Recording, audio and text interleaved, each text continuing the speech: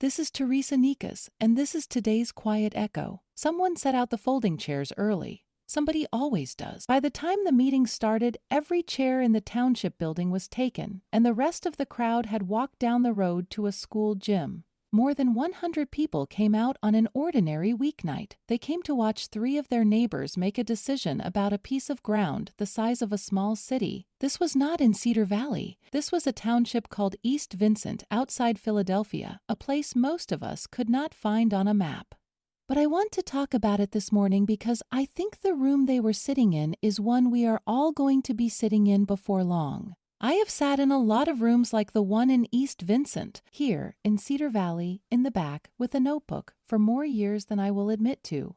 Most township meetings are the dullest hour you can spend awake. A budget line, a variance for a carport, a road the county wants to widen by 3 feet, the same dozen people, and the folding chairs mostly empty. You learn to read an agenda the way you read a weather report, looking for the one line with the power to change something. And every so often, one of those lines does. Here is what was on the table. A developer wanted to build a data center, one of those enormous warehouses full of computers on an old piece of land near the Schuylkill River. The plan was big, 1.9 million square feet, 3 buildings, 2 stories each, its own power plant to run it, and a field of batteries beside it, because the machines inside would draw more electricity than some towns use. And it did not happen fast. The hearing opened in March. It continued in April. It finished in May. The people came back each time. They read the zoning ordinance. They learned words they had never needed before. The Planning Commission recommended against it. A neighboring town asked them to say no. More than 12,000 people signed their names to a petition. And on the 21st of May, after all of it, the 3 supervisors voted.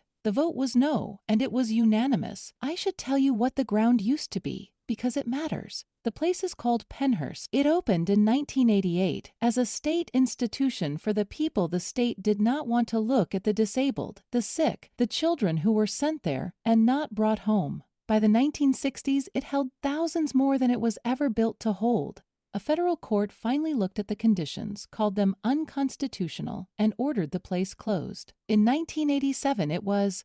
Part of the property sells tickets now as a haunted attraction in October. The rest of it was going to hold servers, a place built to keep human beings out of sight, asked, all these years later, to keep machines out of sight. The people in the room knew the history. You could feel it in what they were deciding. Now, I am not telling you this to say the town was right and the company was wrong. I do not know enough to say so, and neither do you. The developer says the township is required by law to allow a data center somewhere inside its borders. The company is taking the decision to county court. Those 3 supervisors may be overruled by a judge who was never in the room. The verdict is not the point. The point is the room itself, because here is what I keep coming back to. The biggest thing being built in this country right now is the thing running artificial intelligence. Hundreds of billions of dollars. Server farms going up faster than the power grid can carry them. And the people deciding where all of it lands, where it draws its water, where it runs its power lines, what it does to the quiet of a place. Those people are not in Washington. They are not in Silicon Valley.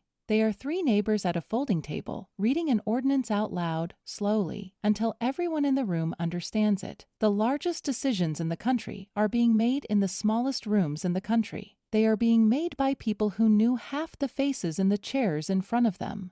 We are not used to thinking of it this way. We think the big decisions happen far away, made by people we will never meet. Some of them do, but a surprising number of them come down, in the end, to a weeknight, a folding table, and whoever bothered to show up. The decisions made far away get the headlines. The ones made in the folding chairs are the ones you have to live in afterward. It will come to Cedar Valley. Maybe not the servers, maybe a warehouse, maybe a quarry or a tower or a road through somewhere it should not go. Someone will file a request. A notice will go up, in small print, in this paper. A meeting will be set, and it will be set for a weeknight when there is something good on the television and rain in the forecast. The chairs will be put out, and the only question, the whole question, will be whether anyone sits down in them. In East Vincent, the chairs were full. More than 100 people gave up an evening to watch their town decide what it was going to become. They did it the slow way, the unglamorous way, the way a town is supposed to do it. Whatever the judge says next, the town did its part. It showed up. So here is the small thing I would ask of you. Find out when your township, county, or school board next meets. It is public. It is printed. And the next time something big comes to a small room near you, go. Sit down. Take a chair. Cedar Valley News has a group on Facebook. If you have something to add, you are welcome there. Tell us about a meeting you showed up for, or one you wish you had. I will put the link in the show notes. This is Teresa Nikas, your host for today's Quiet Echo. Thanks for listening. Quiet Echo is part of the fictional Cedar Valley News series, written by Evan Swenson, publisher, and Claude Marshall, a developmental editor. While the people and town of Cedar Valley are fictional, East Vincent Township, the former Pennhurst State School and Hospital, and the May 2026 vote on the data center proposal described in this episode are real. You've been listening to the Cedar Valley News Podcast, where small-town voices meet the headlines shaping our world. From faith and family to front porches and fields. We'll be back with more stories connecting real lives to real events. Until next time, keep your porch light on, your faith strong, and your heart open. This is Cedar Valley News.